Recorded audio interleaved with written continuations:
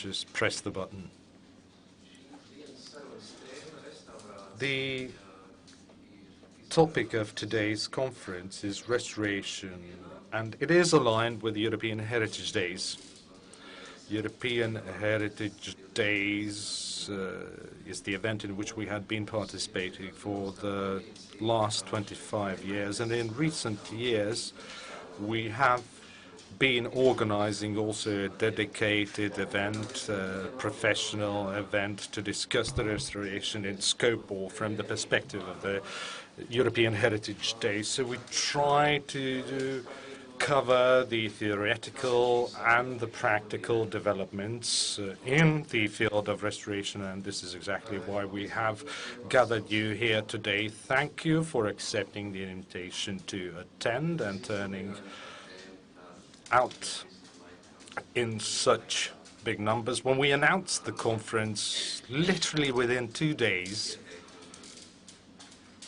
we received applications and we fully sold out the venue, and all the seats are filled, and those standing outside will join us in a minute, and we couldn't even fit some of the participants. And after this event we will have the official opening ceremony of European Heritage Days in the yard of this very nice building, so you're warmly welcome to stay for the opening ceremony, for the opening event. And during the event we will also disseminate, or we'll also open a book, restoration-themed book, which is being opened again to mark the European Heritage Days. My task now is to introduce the topic of today's conference, to initiate the discussion on the restoration, or the exchange of views on the restoration that we will be having throughout the day, and also offer you some probably a bit more critical remarks in order to spark a more lively discussion on the current state of the restoration sector. So this is the objective of the restoration conference, to draw the attention to future and current challenges of the restoration profession in the growingly or rapidly changing world, and ensure an authentic understanding of the need to preserve the originality, authenticity of the cultural heritage. European heritage policies, from which the international law and recommendations, national legislation and best practices stem from, rely on the relationship between a human being and the space. It creates the spatial identity, determines the quality standards, and inspires us to create new values. We have to be aware that from the spatial perspective, not only visual aspects and the visual aesthetics matter, but also other factors that come from the relationship of a human being and the space. Humanity cannot exist without collective and individual memory, without collective and personal or individual heritage. Dreams of the future come from our memories of the past. If we lose these memories, we will have nothing to dream about. We will only continue to merely exist. Consciously or unconsciously, human beings have always wanted to live and work in a convenient, ergonomic, and aesthetically high-grade environment. In a place which has passed also means that we appreciate as a society the significance of the heritage. Quite often, culture policy makers discriminate heritage from the contemporary culture. Heritage is not only about past. Cultural heritage and creativity are closely intertwined and cannot do without each other. All generations create new values based on heritage, and heritage is the creative product of the human culture, science, technology. It is a result or product of the evolution. When you encounter heritage, you encounter creativity. If you respect the heritage, you also respect the creativity. As you travel around Europe, you can find amazing culture, objects and values, and you can feel the attitude of professionals and the society and the politicians towards the heritage. In our community, in the professional community, we quite often remind ourselves of what is important when it comes to restoration. However, those who are not aware of the importance of restoration continue perceiving the restoration through their own perspective. Our objective is to raise the awareness on the heritage. The notion of heritage being valuable is outdated and no longer relevant in the economic considerations. Its preservation and renovation is more important.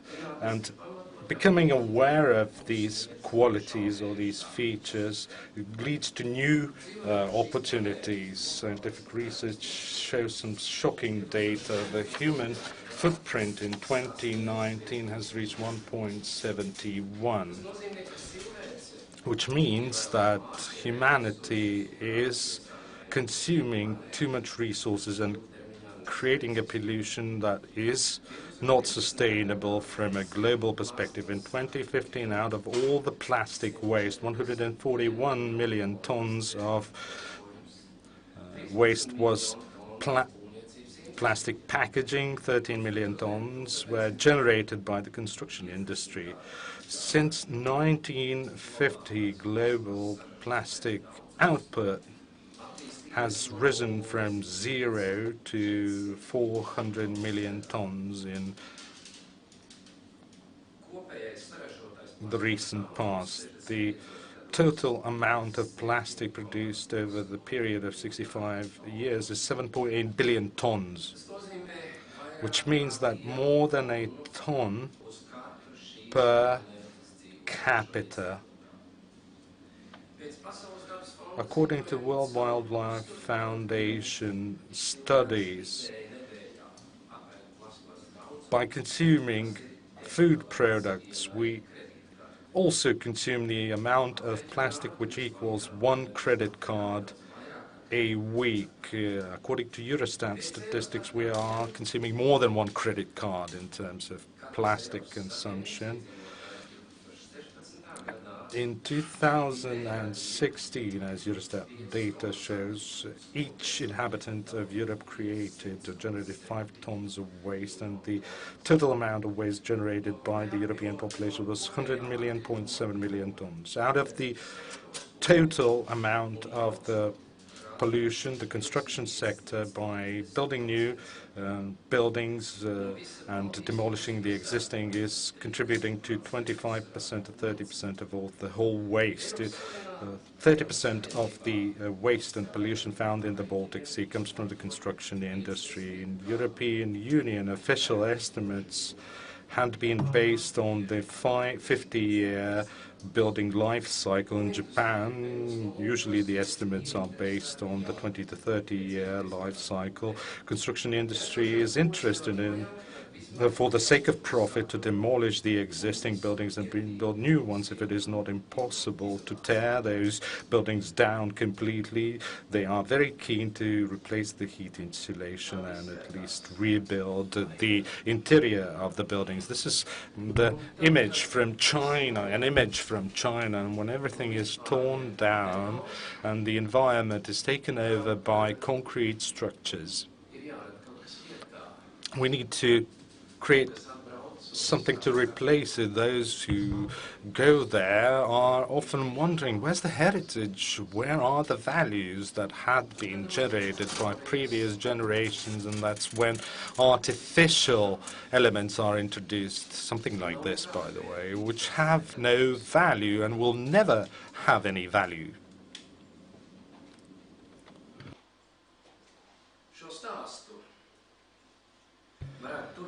And we can continue going on like this, becoming more and more depressed as we realize that we are destroying this planet and will have very little to leave to our grandchildren. What can we do? Heritage philosophy gives us a very clear answer to this question. First of all, we have to become aware that this is not a problem of needs, this is a problem of attitudes and mindset. Preservation of heritage requires us to be able to transpire what is good and what is useful instead of turning it into waste and pollution, but giving a new life to the existing structures. It is also important to extend the life cycle of the existing values and improve the quality of life or living standards. Restoration teaches us how to be responsible in the way we treat the future and how to restore the existing buildings by means of environmentally friendly or green or inherent materials. We should reuse the materials that we have collected through restoration.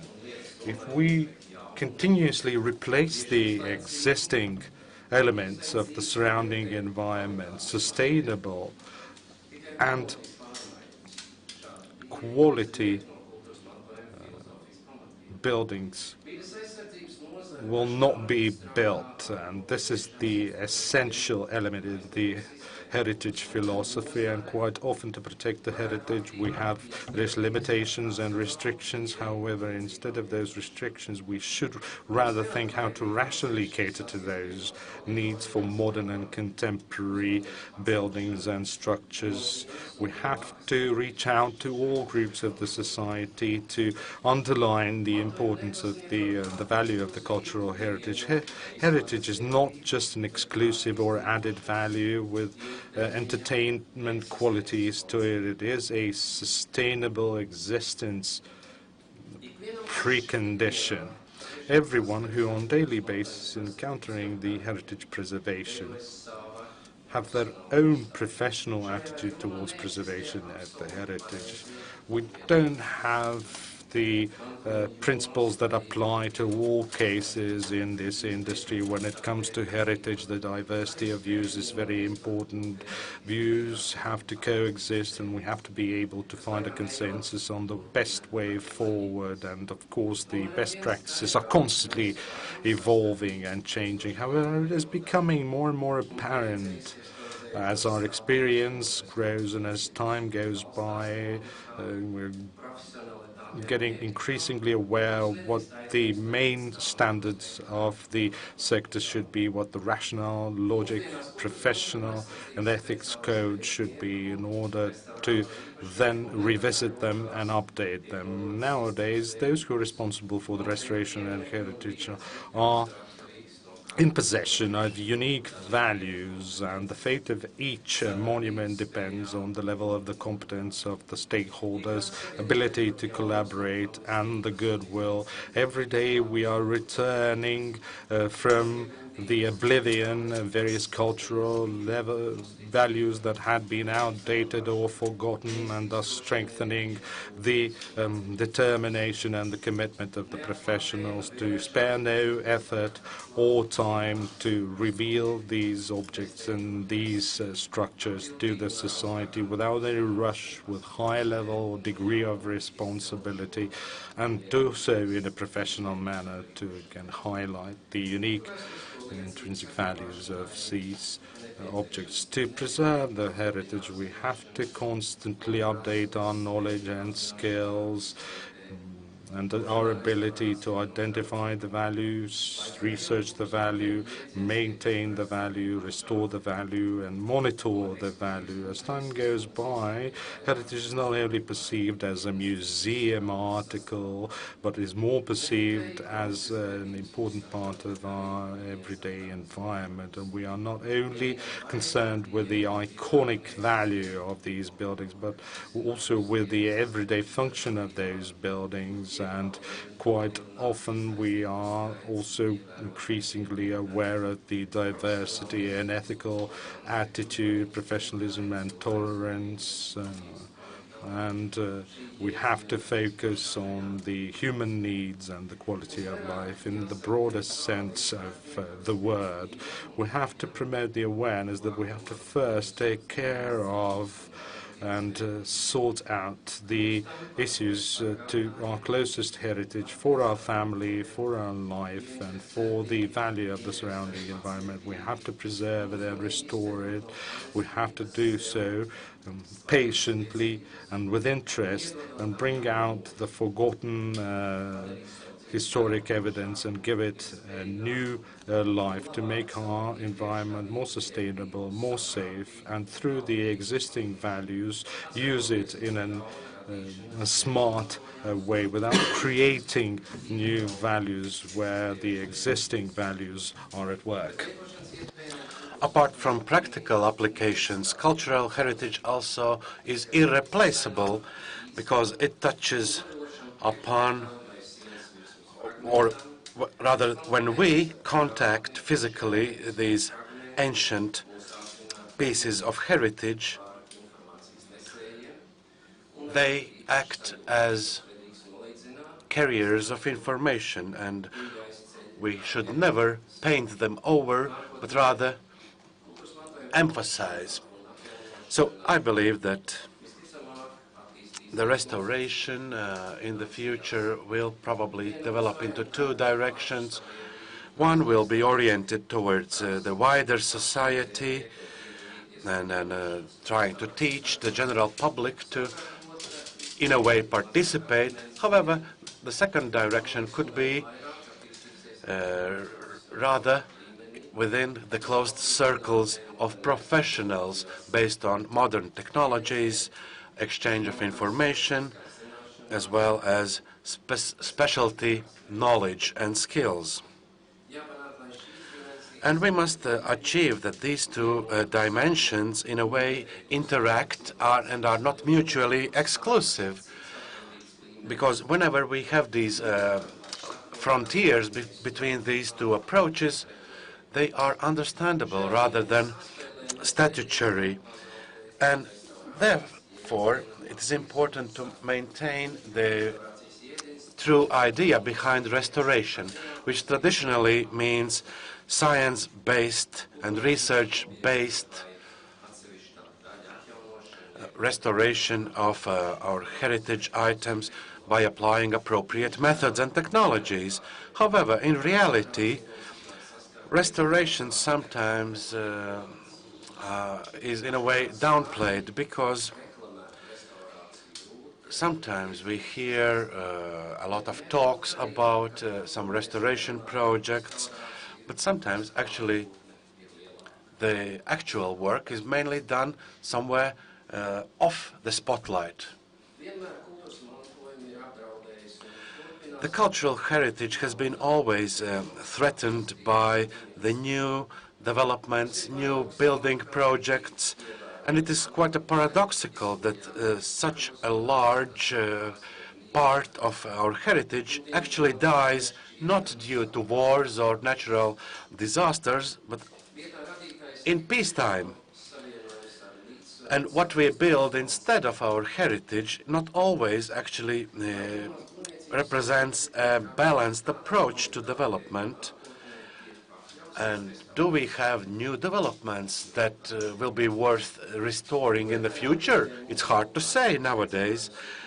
And I would say that currently one of the main challenges is to ensure coexistence of heritage and modern developments, so that we can create an environment that offers added value and creates dialogue where specialist architects ensure that we rather complement the existing environment instead of contradicting the historical context of each site. But at the same time, of course, there are also sites that only need careful restoration and preservation. And the cultural heritage philosophy and also the true understanding, along with reasonable and proportionate preservation and restoration, can be something that we can learn from in order to live more responsibly in the future and not to create so much waste. Thank you.